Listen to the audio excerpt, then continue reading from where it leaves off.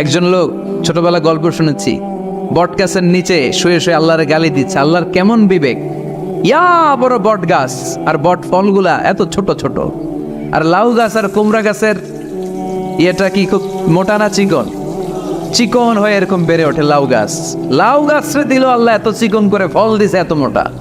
আর এত বিশাল বড় বট গাছ, এটার ফল হলো এত ছোট। তো আল্লাহর গালি দিতে দিতে কোন সময় যে ঘুমাই গেছে নিজেও জানে না।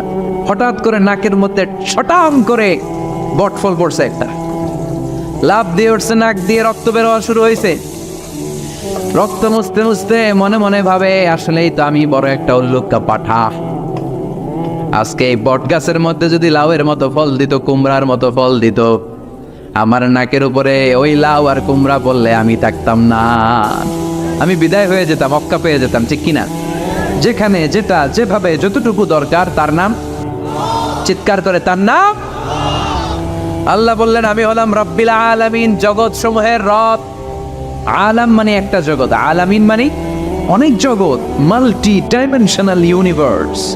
উদ্ভিদ জগতের রব তিনি, প্রাণী জগতের রব তিনি, সাগর জলের অতল গহ্বর জগতের রব তিনি, মহাকাশের জগতের রব তিনি, সৌর জগতের রব তিনি, অদৃশ্য জগতের রব তিনি। চিল্লায় বলেন ঠিক কিনা? এজন্য আল্লাহ বললেন আলহামদুলিল্লাহি রাব্বিল আলামিন, যত জগৎ আছে সব জগতের রব আল্লাহর জন্য প্রশংসা। রাজি আছেন? আরো শুনবেন, শেষ করে দেই।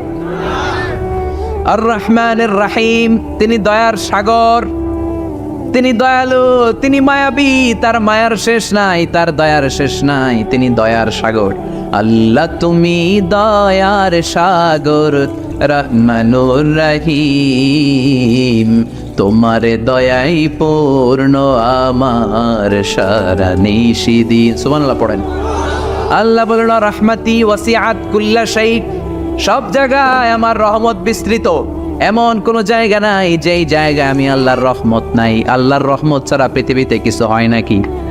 এই যে আজকে বসে আছি, ওয়াজ শুনতেছি, কার রহমতে? কার দয়ায়? আল্লাহ বললেন এই রহমত, দয়ার, ভালোবাসারে আমি সৃষ্টি করার পরে 100 টুকরা করলাম। কয় টুকরা? 100 টুকরা করার পরে নিজের মধ্যে আমি 99 টুকরা দয়ার ভালোবাসা রেখে দিলাম। 1 টুকরা দয়া মায়া পৃথিবীর সবার মাঝে ঠেলে দিলাম। সাইয়েদনা আদম থেকে শুরু করে up to the day of judgement, কিয়ামত পর্যন্ত সবার মাঝে আল্লাহ রহমতের 1 টুকরা দিছে, ছিটে ফোঁটা। হুজুর পাইছে একটু, আমি পাইছি একটু, উনি পাইছে, উনি, সবাই মিলে আমরা 1 ফোঁটা ভাগে যোগে পাইছি দয়া আর ভালোবাসা। সবাই মিলে 1 ভাগ ভালোবাসার, আর 99 ভাগ ভালোবাসা কার? ওনার ভালোবাসা বেশি না কম? 1 ভাগ ভালোবাসা আমরা পেয়ে পৃথিবীতে ভালোবাসার গানের শেষ নাই, ভালোবাসার মুভির শেষ নাই, ভালোবাসার উপন্যাসের শেষ নাই। 1 ভাগ ভালোবাসা আমরা পেয়ে কত ভালোবাসার গান, নাটক, সিনেমা। তো 1 ভাগ ভালোবাসার ঠেলা যদি এমন হয়, যার মধ্যে তিনি 99 টুকরা ভালোবাসা রেখে দিয়েছেন, তার ভালোবাসাটা কত? 1 টুকরা ভালোবাসার নমুনা হিসেবে আমরা দেখি ছেলের জন্য বাবা জীবন দেয়, আছে না নাই? ছেলের অ্যাক্সিডেন্ট থেকে বাঁচাতে যে ছেলেটারে ধাক্কা মেরেছে, গাড়ি এসে বাবারে থেতলে ফেলেছে, বন্যার পানিতে মা ডুবে যায়, ছোট কন্যাটারে বালতির মধ্যে ধরে রেখেছে, পানি খেতে খেতে মা দুনিয়ায় নাই, মেয়েটা মরে নাই, আছে না নাই? 1 টুকরা ভালোবাসার ছিটে ফোঁটা তুমি পেয়েছো। তার নমুনা যদি এমন হয়, 99 টুকরা ভালোবাসা নিয়ে যিনি আরশের উপরে আছে, তার দয়া করবে।